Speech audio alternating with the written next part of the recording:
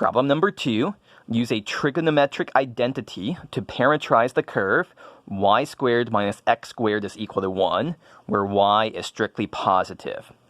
Okay, so what's going on here? Trigonometric identity, I'm thinking of something like sine squared theta plus cosine squared theta is equal to 1. And maybe I could set x and y to be sine theta and cosine theta in some order. But the problem here is that I'm adding the squares, while over here I'm subtracting the squares. So this isn't quite what I'm looking for. So maybe I should think about one of the other identities. So for example, I divide both sides by cosine squared theta.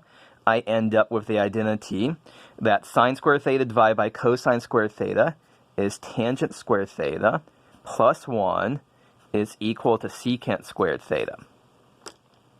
And if I rearrange this, I can end up with, if I subtract tangent squared theta from both sides and rearrange, I end up with secant squared theta minus tangent squared theta is equal to 1. And hey, this looks an awful lot like what we have here. So what we want to do then is we're going to say this is y squared and this is x squared. So our choices are going to be x is equal to tangent theta, y is equal to secant theta. Okay, so we just have to check to make sure all of this works. We want to draw a picture. We want to make sure that we're getting y is strictly positive here. We want to make sure we're getting y is strictly positive, and we're going to do this by the right choice of theta. You know, we're still not done yet. We want to say theta is less than or equal to something, greater than or equal to something, or strictly less than, strictly greater than. That's what we want to do. So here's the key thing to realize is that cosine theta is going to be strictly positive when theta is strictly between minus pi over 2 and pi over 2.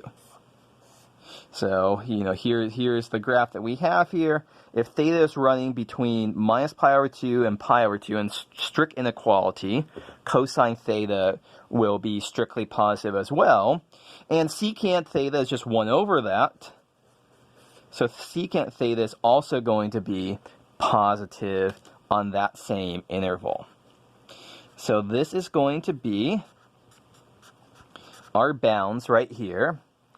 And a quick thought here says that, you know, tangent theta, so if here is pi over 2, and here is minus pi over 2, tangent theta looks like this. It's going to take on all possible, you know, all real values here of x. And that corresponds to what the picture looks like.